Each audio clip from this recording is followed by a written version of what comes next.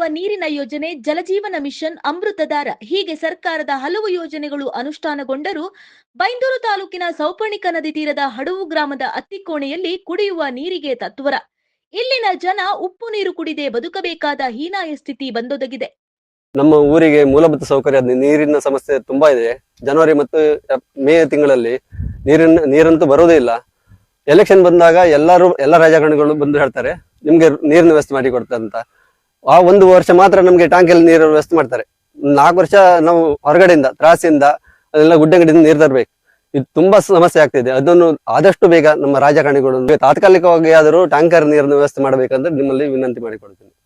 ಬರೋಬ್ಬರಿ 20 ವರ್ಷಗಳ ಹಿಂದೆ ಬಹುಗ್ರಾಮ ಕುಡಿಯುವ ನೀರು ಯೋಜನೆಯಡಿ ನಿರ್ಮಾಣಗೊಂಡಿದ್ದ 50,000 ಲೀಟರ್ ಸಾಮರ್ಥ್ಯದ ಹಳೆಯ ನೀರಿನ ಟ್ಯಾಂಕ್ ಸಮೀಪವೇ 22 ಲಕ್ಷ ರೂಪಾಯಿ ಖರ್ಚು ಮಾಡಿ ಹೊಸ ಟ್ಯಾಂಕ್ ನಿರ್ಮಿಸಲಾಗಿದೆ.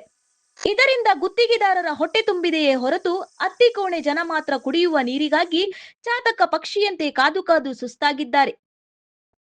ಒಂದು ಹನಿ ನೀರಿಗೂ ಸೌಪರ್ಣಿಕ ಹೊಳೆಯನ್ನ ದೋಣಿಯಲ್ಲಿ ದಾಟಿ ನೀರು ತರಬೇಕಾದ ದುರಂತ ಸ್ಥಿತಿ ಅತ್ತಿಕೋಣೆಯ ನಾಗರಿಕರದ್ದು. ನಮ್ಮನಳ್ಳಿಯಾಗ ನೀರೇ ಗೊತ್ತಿಲ್ಲ. ನಮಗೆ ಕುಡುಕು ಒಂದು ತಟಕ್ಕೆ ನೀರಿಲ್ಲ. 4-5 ದಿನಕ್ಕೆ ಒಂದು ಕೊಟ್ಟು ಬಂದು ನೀರು ಸಿಕ್ಕುದಿಲ್ಲ. ನಂಗೆ ದೂರ ಆಯ್ತಕ್ಕ ಆತಿಲ್ಲ. ಎಂತ ಮಾಡೋದು ನಾನು? ನೀರು ಯಾರು ಇದ್ರು ಒಂದು ಕೊಟ್ಟು ಬಂದು ತಂದು ಬಿಡ್ತಾರೆ. ನಮ್ಮನಳ್ಳಿಯಾಗ ಗೊತ್ತಿಲ್ಲ ಅಲ್ಲ ನೀರು. ಎಲ್ಲಿಂದಾರು ಒಂದು ಕೊಟ್ಟು ಬಂದು ಎಲ್ಲರೂ ಮಕ್ಕಳಿದ್ರೆ ಮಗ ಒಂದು ತಂದು ಬಚ್ಚಿರಿ ಅಂದರೆ ತಂದು ಬಿಡ್ತಾರೆ. ಮಗ ಎಲ್ಲರೂ ಕೆಲ್ಸಕ್ಕೆ ಹೋದನ್ನು ಬಂದಾಗಿದ್ರೆ ಒಂದು ಕೊಟ್ಟು ಬಂದು ಹಿಡಿದು ಬಿಡ್ತಾರೆ. ಮಳೆಗಾಲದಲ್ಲಿ ಸಾಮಾನ್ಯವಾಗಿ ಸೌಪರ್ಣಿಕ ನದಿ ಸಿಹಿ ನೀರಿನಿಂದ ಕೂಡಿರುತ್ತದೆ. ಆದರೆ ಬೇಸಿಗೆಯಲ್ಲಿ ಉಪ್ಪು ನೀರು ಆವರಿಸಿಕೊಳ್ಳುವ ಪರಿಣಾಮ ದೋಣಿ ಮೂಲಕ ಹೊಳೆ ದಾಟಿ ತಾಸಿಯ ಪರಿಚಯಸ್ತರ ಮನೆಗಳಿಂದ ನೀರು ತರಬೇಕು. ವೃದ್ಧರೇ ಇರುವ ಕೆಲವು ಮನೆಗಳಲ್ಲಿ ನೀರು ಸಂಗ್ರಹ ಅಸಾಧ್ಯವಾಗುತ್ತಿದೆ. ದಿನಕ್ಕೆ 1 ಕೊಡಪಾನ ನೀರು ಕುಡಿಯುವುದಕ್ಕೂ ಸಿಗುತ್ತಿಲ್ಲ. ಹೊಳೆಗೆ ಇದ್ದು ಉಪ್ಪು ನೀರು ಪಂಚಾಯತ್ ನೀರು ಬಿಡ್ತಾರೆ. ಒಂದಿನ ಬಿಟ್ಟು ಒಂದಿನ ನೀರು ಬಿಡ್ತಾರ. ಅದು ಒಬ್ಬೊಬ್ರ ಮನೆಗೆ ಹೊತ್ತು ಒಬ್ರ ಮನೆಗೆ ಹೊತ್ತಿಲ್ಲ. ಕೆಲವು ಮನೆಗಂತೂ ನೀರೇ ಬತ್ತಿಲ್ಲ. ಒಂದ್ ತಡ್ಕೂ ನೀರು ಬತ್ತಿಲ್ಲ. ಇದ ಹೊಳೆಗೆ ಉಪ್ಪು ನೀರು ಬಾವಿ ತೋಡ್ರೆ ಬರೀ ಉಪ್ಪು ನೀರೇ ಬಪ್ಪದ್. ನಾವು ಆಚೆಗೆ ಹೋಗಿ ನೀರ್ ತಕೋಬೇಕು. ಸೋತ್ ಹೋಯ್ತು. ನಾವು ಈ ಬದಿ ಜನರ ಪೂರ ಸೋತ್ ಹೋಯ್ತು. ಯಾರಿಗೂ ನೀರ್ ತಕೋಬೇಕು. ನಾವು ಹುಷಾರಿಲ್ದಿದ್ದವ್ರಿಗಂತೂ ಎಂತದೂ ಮಾಡೋಕತ್ತಿಲ್ಲ. ಆಚೆಗೆ ಹೋಗಿ ನೀರ್ ತಕೋಬೇಕು. ಹೌದಾ, ದೋಣಿ ಮೇಲೆ ಹೋಗಿ ದೋಣಿ ಮೇಲೆ ತಕೊಂಡು ಈಚೆ ಬರ್ಕು. ಬಾರಿ ಕಷ್ಟ. ಎಂತ ಒಂದ್ ಹನಿ ನೀರ್ ಬತ್ತಿಲ್ಲ. ಈ ಊರಿನ ಒಂದ್ ಹನಿ ನೀರ್ ಬತ್ತಿಲ್ಲ. ವರ್ಷ ಪ್ರತಿ ಇದೇ ಹಣಿ ಬರ. ಫಸ್ಟ್ ನೀರ್ ಬಂದಂಗ ಆತ. ಲಾಸ್ಟಿಗೆ ಎಂತ ನೀರು ಬತ್ತಿಲ್ಲ. ಹೊಳಿಂದ ಉಪ್ಪು ನೀರ ಎಂತ ಮಾಡುದು? ನೀರ್ ತಕ ಮಳೆಗಾಲದಾಗ ನೆರಿ ಒಂದ್ ತುಂಬ್ಕಂತ ವಯಸ್ಸಾಗದ ನೀರಿಲ್ಲ. ಆಚೆಗೆ ನಾಯ್ಕರ ಮನೆ ಎಲ್ಲ ಇತ್ತ. ಆ ನಾಯ್ಕರ ಮನೆಯಿಂದ ನೀರ್ ಹೊತ್ಕೋಬರ್ಕ್. ದೋಣಿಗೆ ಎಷ್ಟೊಂದು ಹೊತ್ಕೋಬಾಪದ. ಅದು ನಾವು ಒಬ್ಬ ಇಬ್ರ ಪೇಷಂಟ್ ಇದ್ದರಿಗಂತೂ ನೀರೇ ಇಲ್ಲ. ಜೀವ ಹೊತ್ತಂದ್ರೆ ಒಂದ್ ತಟ ನೀರ್ ಬತ್ತಿಲ್ಲ. ಏನ್ ಮಾಡುದು ಸರ್ ನಾವು? ವರ್ಷಂಪ್ರತಿ ನೀರಿನ ಸಮಸ್ಯೆ ಕಾಡುತ್ತಿದ್ದರೂ ಸ್ಥಳೀಯ ಆಡಳಿತದ ಕಿಂಚಿತ್ತೂ ಸ್ಪಂದನೆ ಇಲ್ಲ. ಬಾವಿ ತೋಡಿದರೂ, ಕೊಳವೆ ಬಾವಿ ಕೊರಿಸಿದರೂ ಬರೀ ಉಪ್ಪು ನೀರೇ. ಇದರಿಂದಾಗಿ ಜಾನುವಾರುಗಳಿಗೆ ಉಪ್ಪು ನೀರು ಕುಡಿಯುವುದೇ ಅನಿವಾರ್ಯವಾಗಿ ಬಿಟ್ಟಿದೆ. ಅನಾರೋಗ್ಯ ಪೀಡಿತರ ಸಮಸ್ಯೆಯಂತೂ ಹೇಳತೀರದಾಗಿದೆ. ಹಲವು ಕುಟುಂಬಗಳು ಈಗಾಗಲೇ ಈ ಊರನ್ನೇ ಬಿಟ್ಟು ಹೋಗಿದ್ದಾರೆ. ಜನಪ್ರತಿನಿಧಿಗಳು ಇವರ ಕಷ್ಟ ಕೇಳಲ್ಲ. ಮನೆಯಲ್ಲಿ ಅಳವಡಿಸಿದ ನಳ್ಳಿಯಲ್ಲಿ ನೀರು ಬರಲ್ಲ. ನಿತ್ಯ ಬಳಕೆ ಕುಡಿಯುವುದಕ್ಕೆ ನೀರಿಲ್ಲ. ಬೇಸಿಗೆಯಲ್ಲಿ ಅಗತ್ಯವಾಗಿ ಟ್ಯಾಂಕರ್ ಮೂಲಕವಾದರೂ ನೀರು ಪೂರೈಸಬೇಕು ಎನ್ನುವುದು ಗ್ರಾಮಸ್ಥರ ಆಗ್ರಹ. 1-2 ವರ್ಷದಿಂದ ಅಲ್ಲ, ತುಂಬಾ ವರ್ಷ ಆಯ್ತು ಇಲ್ಲಿ ನೀರಿನ ಸಮಸ್ಯೆ ಸ್ಟಾರ್ಟ್ ಆಗಿ. ಬಂಟ್ವಾಡಿಯಲ್ಲಿ ಡ್ಯಾಮ್ ಮಾಡ್ತೀವಿ. ಇಲ್ಲಿ ಸಿಹಿ ನೀರು ತುಂಬುತ್ತೆ.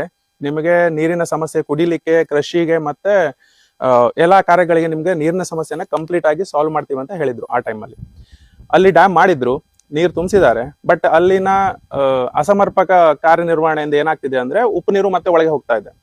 ಈಗ ಅದಾದ ನಂತರ ಏನಾಗಿದೆ ಅಂದ್ರೆ ಮನೆ ಮನೆಗೆ ಹರ್ ಘರ್ ಜಲ್ ಯೋಜನೆ ಅಂತ ಬಂತು. ಅದಕ್ಕೆ ನೀರು ಸಾಕಾಗಲ್ಲ. ಯಾವುದು ಇದರಿಂದ ಬಾವಿಯಿಂದ ಬರುವಂತ ನೀರು ಸಾಕಾಗಲ್ಲ ಅಂತ ಮುಂದಿನದಾಗಿ ಅವ್ರು ಏನ್ ಮಾಡಿದ್ರು ಅಂದ್ರೆ ಫಿಲ್ಟರಿಂಗ್ ಅಂತ, ಕಡಕೆಯಲ್ಲಿ ಫಿಲ್ಟರಿಂಗ್, ಹೊಳೆ ನೀರನ್ನ ಫಿಲ್ಟರ್ ಮಾಡಿ ಮನೆ ಮನೆ ಕೊಡುವಂತಹ ಯೋಜನೆ ಅದನ್ನು ಸೆಟಪ್ ಮಾಡಿದ್ರು. ಬಟ್ ಅಲ್ಲಿ ಡ್ಯಾಮ್ ನಲ್ಲಿ ಇರುವಂತಹ ಅಸಮರ್ಪಕ ನಿರ್ವಹಣೆಯಿಂದ ಏನಾಗುತ್ತೆ, ಒಳಗಡೆ ಉಪ್ಪು ನೀರು ಹೋಗಿ ಆ ಉಪ್ಪು ನೀರನ್ನ ಫಿಲ್ಟರ್ ಹಾಕಿದ್ರೆ ಫಿಲ್ಟರ್ ಹಾಳಾಗುತ್ತೆ.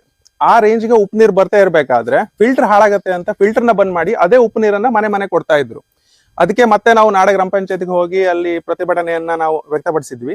ಆ ಟ್ಯಾಂಕ್ ಅನ್ನ 1 ಲಕ್ಷ ಸಾಮರ್ಥ್ಯ, 1 ಲಕ್ಷ ಲೀಟರ್ ಸಾಮರ್ಥ್ಯದ ಟ್ಯಾಂಕ್ ಆಗಿ ಬದಲಾವಣೆ ಮಾಡಿದ್ದಾರೆ.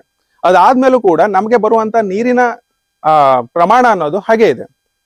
1 ದಿವಸ ಬಿಟ್ಟು 1 ದಿವಸ ನೀರು ಕೊಡ್ತಾರೆ. ಬಟ್ ಎಲ್ಲಾರ ಮನೆಗೆ ನೀರು ಬರಲ್ಲ. ಕೆಲವೊಂದು ಈ ಕಡೆ ನಾವ್ ಇಲ್ಲಿ ನಿಂತು ಮಾತಾಡ್ತಿದ್ವಿ, ಯಾಕಂದ್ರೆ ಇಲ್ಲಿರುವಂತಹ ಮನೆಗಳಿಗೆ ನೀರೇ ಬರಲ್ಲ. ಬಿಟ್ಟಾವಾಗ ಎಲ್ಲಾರು ನೀರ್ ಹಿಡಿದು ಬಂದ್ ಮಾಡಿದ್ಮೇಲೆ ಒಂದ್ ಸ್ವಲ್ಪ ನೀರು ಬಂದಾಗ ಆಗತ್ತೆ ಹೋಗುತ್ತೆ.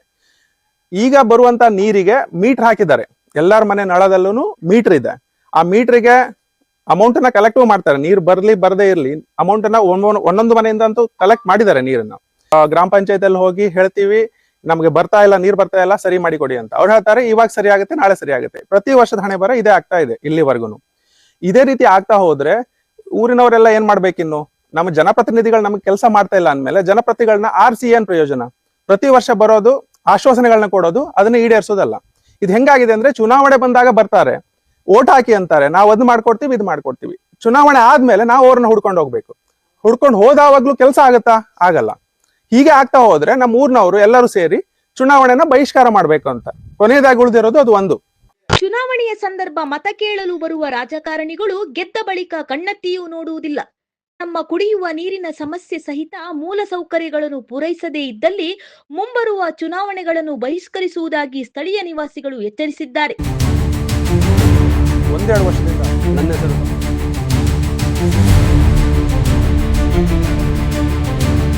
ಜಯಶೇಖರ್ ಮಡಪಾಡಿ, ವಾಸ್ತವ.com, ಕುಂದಾಪುರ.